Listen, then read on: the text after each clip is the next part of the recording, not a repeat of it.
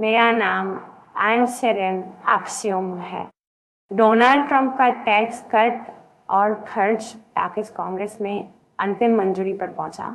अमेरिकी राष्ट्रपति Donald Trump का था टैक्स कट और खर्च पैकेज अब कांग्रेस में यह विधेयक जिसे Republican control house of representatives ने संकीर्ण मत 8 वोट से 6 से मंजूरी दी है। अब राष्ट्रपति के हस्ताक्षर के लिए भेजा गया है। यह वोट राष्ट्रपति के लिए एक महत्वपूर्ण जीत है जो उनकी आव्रजन नीतियों को वित्त पोषित करेगा, देशान सच्चाई के टैक्स कट्स को स्थायी बनाएगा और नए टैक्स ब्रेक प्रदान करेगा जिसे उन्होंने अपनी फिर से चुनावी प्रचार के दौरान वादा किया।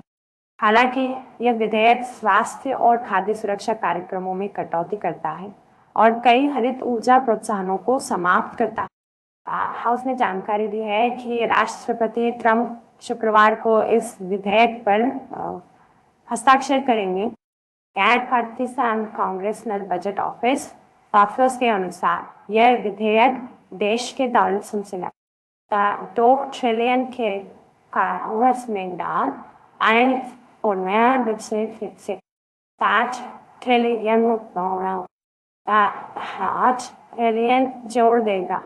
इस विधेयक के मूल्य टैग और इसके स्वास्थ्य कार्यक्रमों पर प्रभाव के बारे में चिंताओं के बावजूद अधिकांश रिपब्लिकन ने इसका समर्थन किया। केवल पार्टी के 200 सदस्यों में से 2 ने इसके खिलाफ वोट दिया। इससे पहले यह विधेयक रिपब्लिकन नियंत्रित सीनेट से भी बहुत ही संकीर्ण अंतर से पारित हुआ।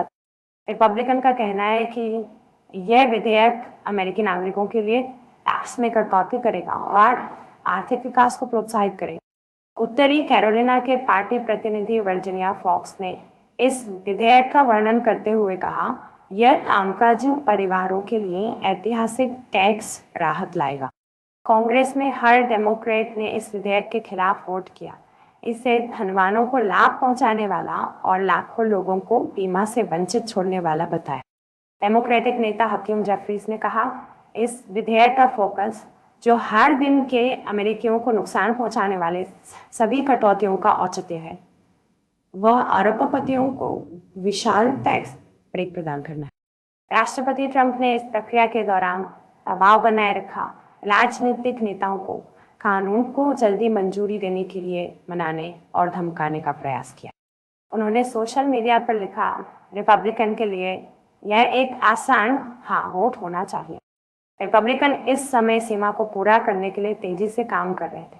पिछले सप्ताहांत से काम करते हुए और सदन और सीनेट में सभी रातों की बहस आयोजित की। इस बिल को मंगलवार को पार्लियामेंट मत से सीनेट द्वारा पारित किया गया, जिसमें उपराष्ट्रपति जय वांस ने निर्णायक वोट डाला। अध्यक्ष शर्तों के अनुसार इस विधेयक से टैक्स राजस्व में दालों 5 ट्रिलियन ट्रिलियन की कमी आएगी और खर्च में दाल 1 ट्रिलियन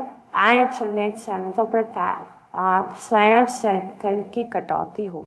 खर्च में कटौती का बड़ा हिस्सा मेडिकाइड से आएगा, जो 4 मिलियन निम्न आय वाले अमेरिकियों को कवर करने वाला स्वास्थ्य कार्यक्रम है। इस विधेयक के तहत नामांकन मानों को कड़ा किया जाएगा और कार्य आवश्यकताओं को लागू किया जाएगा, जिससे लगभग 20 मिलियन लोग बीमित नहीं रह जाए।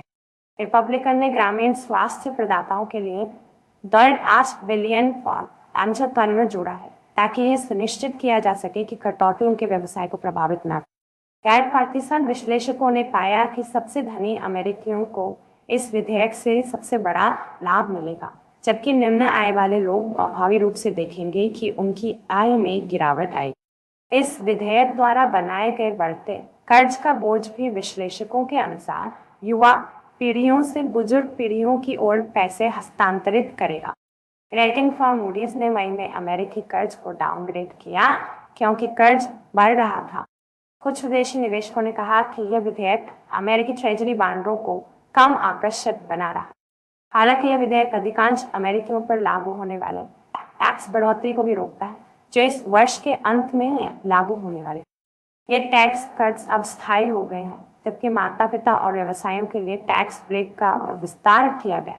अंतिम संस्करण में अधिक महत्वपूर्ण टैक्स कट्स और स्वास्थ्य देखभाल में अधिक कटौती शामिल है, जो मई में हाउस ऑफ रिप्रेजेंटेटिव्स द्वारा पारित प्रारंभिक संस्करण की तुलना में है। सीनेट में विचार विमर्श के दौरान रिपब्लिकन ने एक प्रावधान को भी हटा दिया, जो कृत्रिम बुद्धिमत्ता पर राज्य स्तर के विनियमों पर रोक लगा देता, और एक प्रतिशोधात्मक कर विदेशी निवेश पर, जिसने वॉल स्ट्रीट में चिंता पैदा की।